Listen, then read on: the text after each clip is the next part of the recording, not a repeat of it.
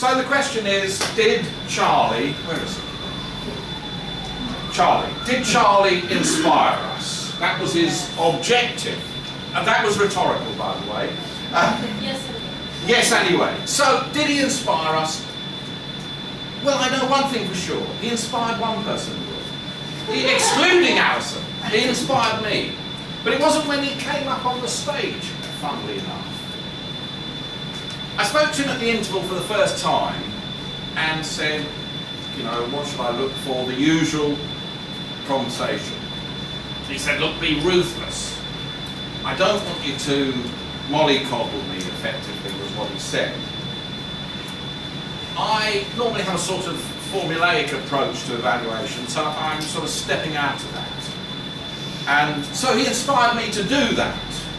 And he does that a lot, actually. He's done that before in topics and in the way he chaired a meeting. And I think that's great. And I could commend him for great voice projection, modulation. I noticed him hushing his voice at times, but it was still perfectly audible at the back. His gestures are perfectly natural. He's so confident. His appearance is delightful, urbane, albeit a bit metropolitan.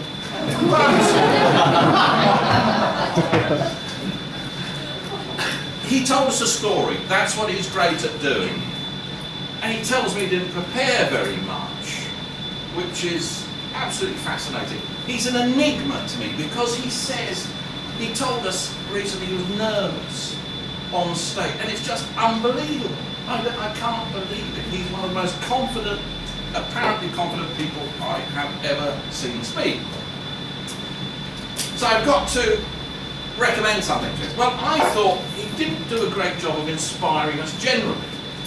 It was a fascinating story. He and I must be the two polar opposites of types of people. I couldn't possibly do what he related. How could you approach a couple and get the phone? Anyway. But when he said, yes, the difference was to give, I could have had more meat on those bones. I could have had more examples, more about how that would apply. But I'm not going out to any art gallery or anywhere like that trying to get phone numbers. I've never ever done it successfully in my life. I don't know now, at the full flush of youth, is the time to do it. So that was the main thing. I actually thought he was well under time. I missed the timer's report, my apologies, but he kindly informed me, and he was bang on time. So he filled those 10 minutes very fully. But I still felt I wanted more of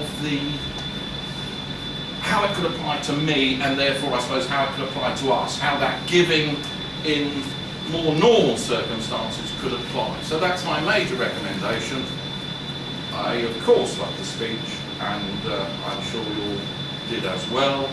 Well done, Charlie.